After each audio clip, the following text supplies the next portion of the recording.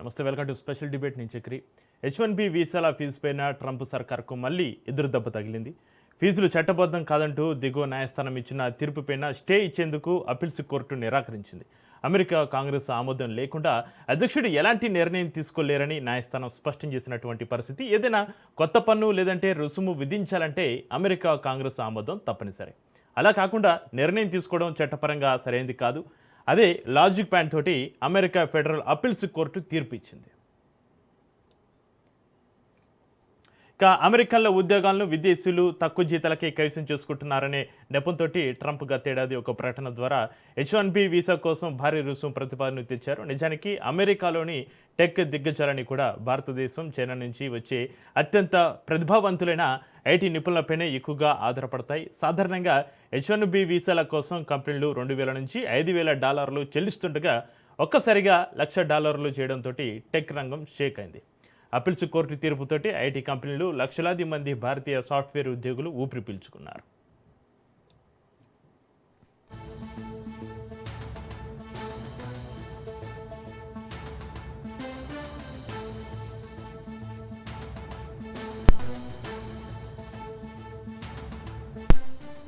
ఇక వాస్తవానికి ట్రంప్ సర్కార్ తీరును నిరసిస్తూ 20 రాష్ట్రాల అటార్నీ జనరల్స్ బోస్టన్ కోర్టులో పిటిషన్లు దాఖలు చేశారు.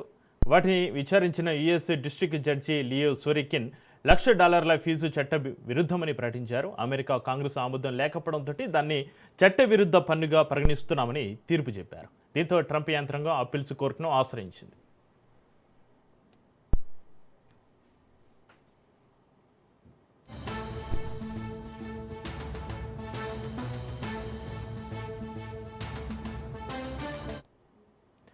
మరోవైపు తగ్గేదేలే అంటున్నారు అమెరికా ప్రెసిడెంట్.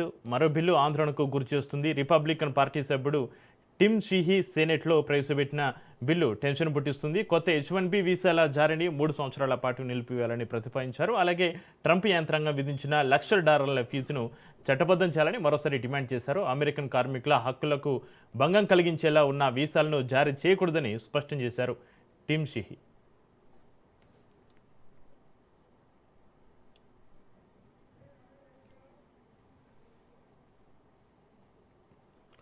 ఇక H1B వీసా యాక్ట్ పేరిట ప్రవేశపెట్టిన బిల్లులో కీలక ప్రతిపాదనలు చేశారు. ఏటా ఇస్తున్న 85,000 వీసాలను తగ్గించాలని, లాటరీ విధానం కాకుండా అత్యధిక జీతం ఇచ్చే వారికి మాత్రమే ప్రాధాన్యం ఇవ్వాలని కోరుకుంటుంది ట్రంప్ యంత్రాంగం. అలాగే H1B వీసాదారులు భార్య పిల్లలను అమెరికాకు తీసుకురావడంపైన నిషేధం విధించే దిశగా కూడా అడుగులు వేస్తున్నటువంటి పరిస్థితి.